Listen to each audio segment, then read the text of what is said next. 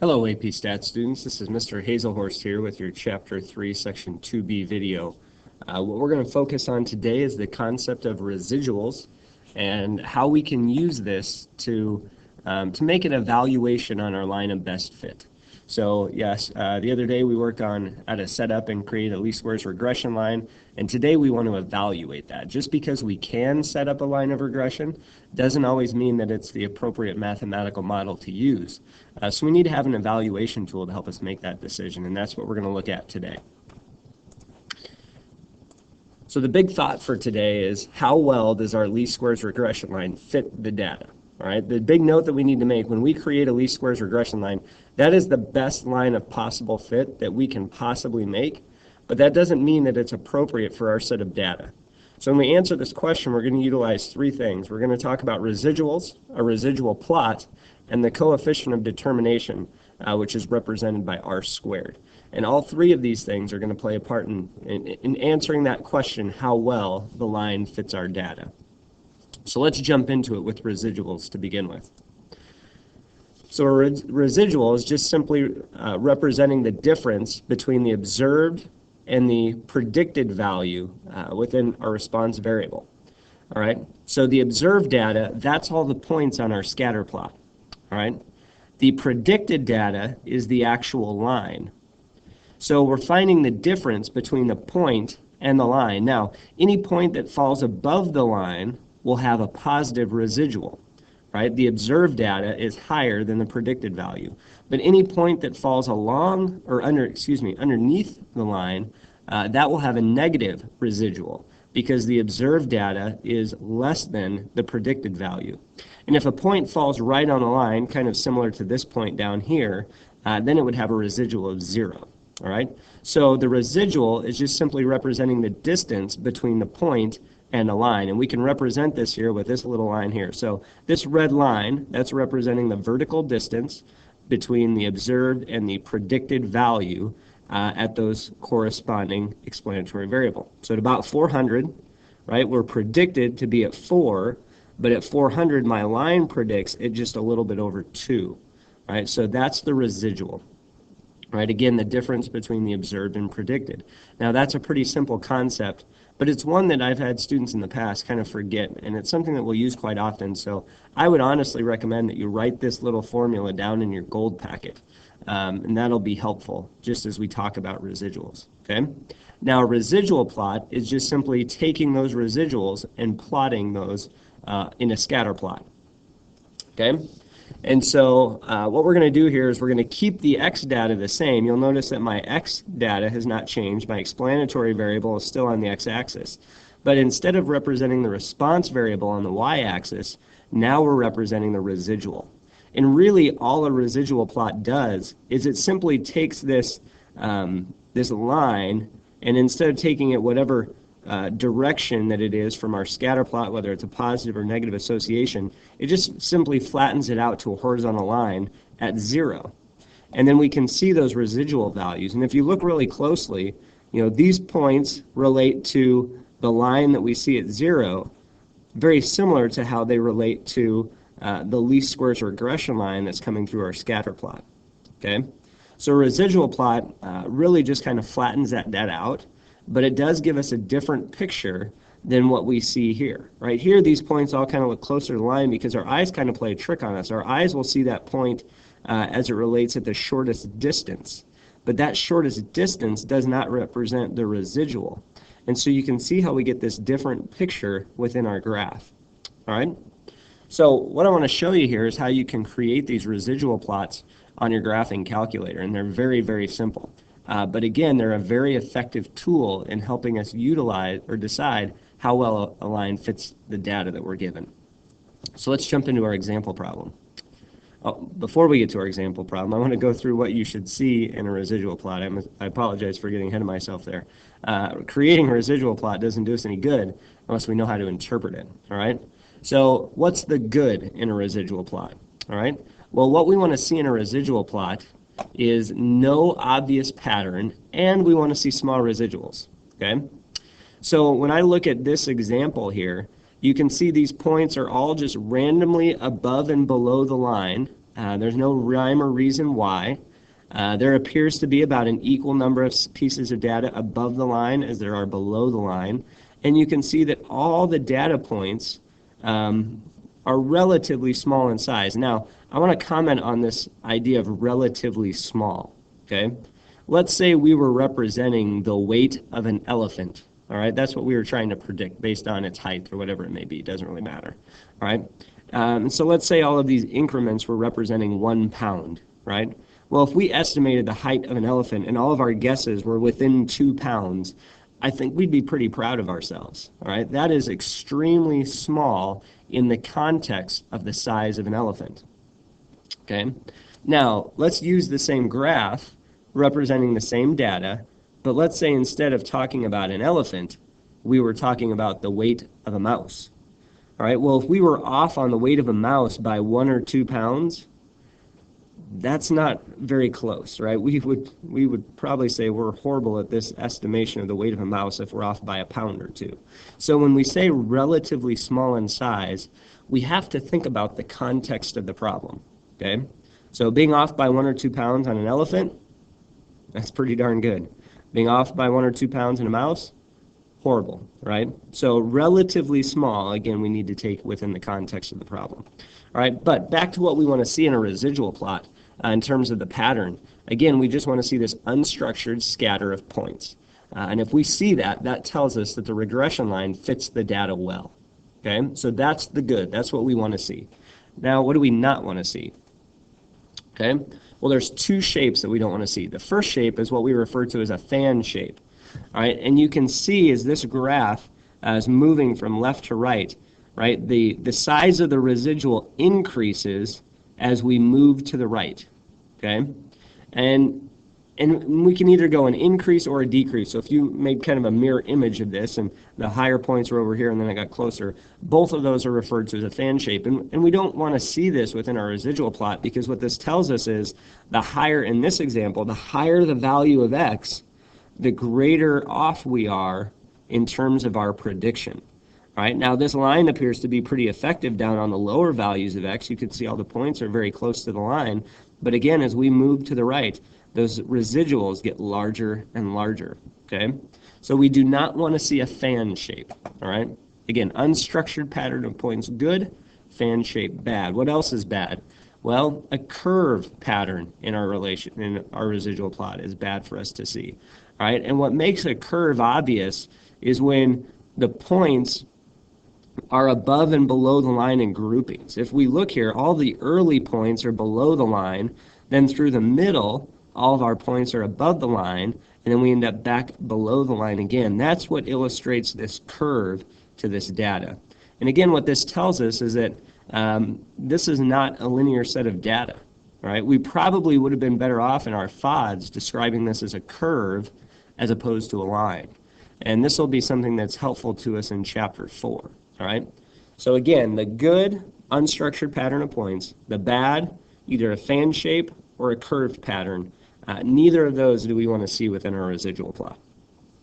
All right, well, let's get going here with an example today then. And if you've got your graphing calculator, go ahead and pull that out. And we're going to work through the following example. All right, if you have your textbook with you, it's problem 353 on page 231. But if you don't have it with you, no big deal, because all the information you need is right here. All right, we're going to use this to create a residual plot. Okay, so if you want to pause the video at this point and take the time to input this data. All right, we'll let age be our explanatory data and height be our response. So go ahead and input the age data in list 1 and the height data in list 2. All right, again, if you pause the video, get that data typed in, then you're ready to follow along.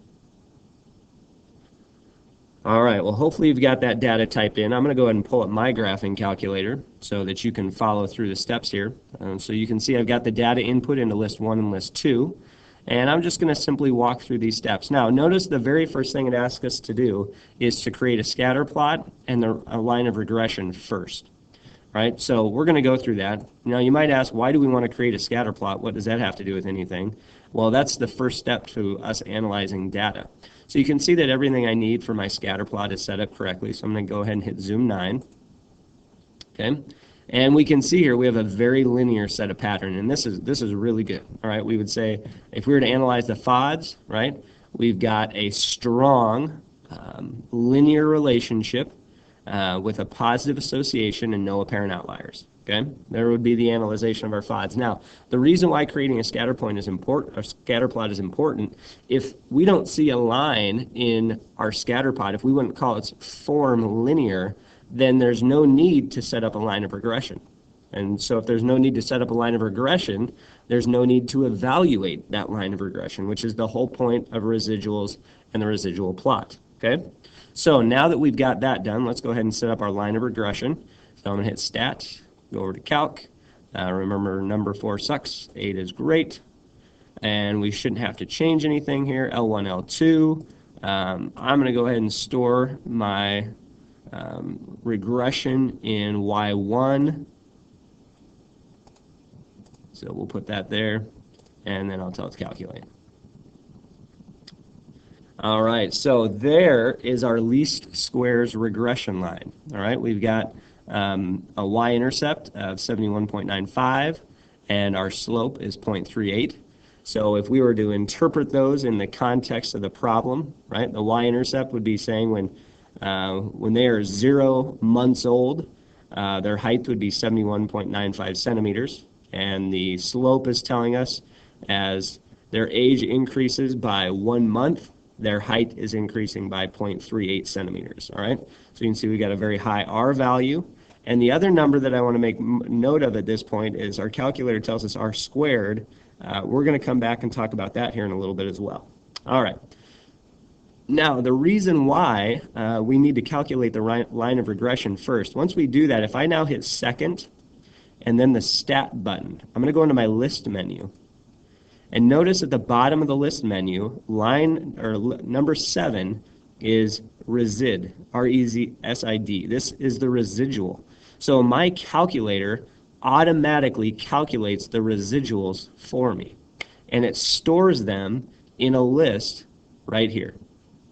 All right, now this is done automatically anytime you create a line of regression. All right, so that's why we want to create a line of regression first. Now we won't have to take the time to list out what those residuals are. The calculator has done it for us. Now, if I want to view those, I need to go to my stat menu.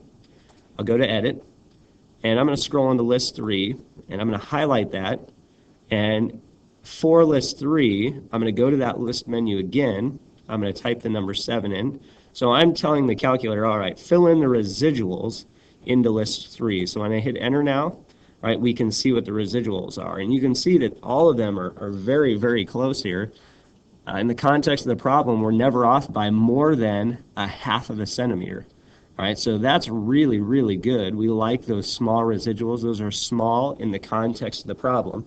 So now let's see what they look like on a graph. All right, now to create the graph, it's very simple. I'm going to go back into my stat plot. I'm going to choose number 1. It's still a type of scatter plot. The only difference is we're going to take out our Y list and we're going to replace it with our residual list. So again, I'm going to go to my list menu. I'm going to choose number 7. So now I've got my residuals there, okay? And again, that's the only difference between a residual plot and a scatter plot. So I'm going to go zoom 9, and there is my residual plot. Now, if we were to describe this pattern here, right, based on our small set of data, we kind of have more of a curved pattern than we do a linear pattern. Right? So this isn't necessarily a shape that we want to see. Now, what we're willing to overlook in this case, and this is kind of where the gray area of statistics comes in. And the more you work with data, the better ideas you're going to have when it comes to this. But as we analyze this graph, all right, we see the curved pattern, which we say, well, that's bad. But what we're willing to, or why we're willing to overlook it in this case is, again, because our residuals are so small. If I hit the trace button, all right, it will now pop up. All right, here's your X data. Y is representing the residuals. So remember, we're only off by 1/4 of a centimeter. We're off by 35 hundredths of a centimeter, 1/2 a centimeter, 35 hundredths, 2/10. and 500. So again, all those residuals are extremely small in the context of this problem. So we're willing to overlook the curve of the residual plot because of the small residuals, okay? Now, again, as we work with more sets of data, this will kind of help us out. And when is it okay and when is it not, okay? Now, remember, there's multiple parts to us answering this question. So not all of them will necessarily lean in our favor, but because of the small residuals, all right, that in this context is better than the curve to the graph, okay? So that's how to create a scatter plot on your graphing calculator. And again, it's pretty simple, okay? Now, what I want to go back to next is let's go back to that least squares regression line equation, and let's look at the r-squared value. Okay, so our correlation here is 0.99, which we know indicates a very strong linear relationship, and we have an r-squared value of 0.9887, all right? And r-squared is literally the correlation value, 0.994376727 squared would give us the coefficient of determination, r-squared. So let's talk a little bit about that value, all right? So the coefficient of determination, again, r-squared is represented on our calculator, and we'll see it in other settings as well. What it represents is the percent of data that is accounted for by the least squares regression line when compared to just the mean of y, okay? I'm going to give you a picture in a minute to help illustrate what this is representing, okay? But that's what the coefficient of determination represents. What we need to be able to do is we need to be able to interpret it, okay? And our interpretation statement will always be the same, all right? We'll fill in whatever the r-squared value number is as a percent, and that's our percent of the variation in our response variable, so we'll want to fill that in context that is accounted for by the least squares regression line. And again, the higher, the better. So let's pull up our r-squared value here, and let's interpret that real quick. So our r-squared value, 0.988, right? I'm just going to round it to 99%. So I'm going to say that 99% of, 99% of the variation in height, right, that was our response variable in the context of this problem, is accounted for by the least squares regression line. Okay, so this would be a really good coefficient of determination. So if we take into consideration all three things that we've looked at, we had really small residuals, okay, we have a really high coefficient of determination. Both of those things are good. We didn't have the best pattern in our scatter plot, or in our, our residual plot, but these other two pieces of data kind of override that. So overall, our line fits that data really, really well, okay? Now, let's go back to help try and illustrate what this r-squared represents a little bit more. And this is one of the trickier concepts for students to kind of grasp their mind on. But I'll tell you this, if you don't have the depth of understanding that you might like, what it really boils down to is, can you remember this interpretation statement? Because in the context of a problem in a statistical setting, this interpretation is the important part of r-squared, okay? But let's try and illustrate this a little bit more, all right? Now, I want you to keep in mind it's representing the percent of data accounted for when compared to the mean of y. So if I had a residual plot here, all right, we go back to our same example that we started with. This was the very first residual plot that we saw. So remember, this blue line is representing the least squares regression line, all right? And we can see how that cuts through the data. Now, the red line is just representing, if we just average the vertical point, or the vertical part of all of these points, right? We just average the y values, right? The average of those y values comes out to be a little bit more than 2, okay? So when we say that, whatever percent of the variation is accounted for by the least squares regression line, what we're doing is notice how far this residual is. If I look at this point up here at the top corner, if I look at its residual, right, that's a big residual. But now compare it to the least squares regression line, right? This least squares regression line accounts for way more of this variation at this point than the mean does. Now, most of our points, right, have a much smaller residual in comparison to the least squares regression line than they do the mean of y. Now, not every point does, right? Take this point out here, for example. This point has a smaller residual to the mean than it does the least squares regression line, right? So that's why we're not saying it doesn't account for 100% of the data, right? Some of the points are still closer to the mean than they are the least squares regression line, but overall, right, more of the points are closer to the line than they are the mean. And so that's why we can say that 99% of the variation is accounted for by the least squares regression line based on whatever our R value is. And the higher the correlation, right, which again remembers the strength of that linear relationship, the higher the R squared value. Right? Those two hand in hand help give us a measurement of the strength. Okay? So those are all the pieces to answering that question, how well does the line fit the data? All right? So I just want to kind of sum it all up here. So if you were asked this question, how well does the line fit the data, there should be 4 parts to your answer. All right? We need to comment on the residual plot. All right? We're hoping to see no pattern. We want to comment on the size of the residuals. And again, the smaller, the better within the context of the problem. And then finally, we want to interpret the coefficient of determination. Those 3 pieces help us do the 4th and final part, which is answer the question. And this is the most common mistake on these types of problems. I'll have students say, well, here's the residual plot, and here's what I see. Here's the size of the residuals. Here's the interpretation of the coefficient of determination. But what they forget to do is to answer the question. And remember, the question is, how well does the line fit the data? So if we were going back in our example with heights here, all right, and we were going to answer this question, all right, we would say, well, our residual plot showed a curved pattern, which isn't ideal, but the size of the residuals was extremely small in the context of the problem. And the coefficient of determination tells us that 99% of the variation in height was accounted for by the least squares regression line. So taking all these things into consideration, our line fits the data well. All right, so within that, I commented on the residual plot, the size of the residuals, the coefficient of determination, and I answered the question. I said that the line fits well. All right, so that is how we evaluate a line of regression. Hopefully you find that overall to be a pretty simple concept. And the great news is our calculator helps us out on so much of that, right? Our calculator calculated the residuals, can create the residual plot, and finds the coefficient of determination for us. So again, that little calculator is quite the handy-dandy machine. All right, well, that brings us to the end of the video. I want to encourage you to complete the form down below. If you had any major questions or concerns, please make sure you address those in that form so I can get those questions answered for you in class. And I hope you guys have a great day. We'll see you soon.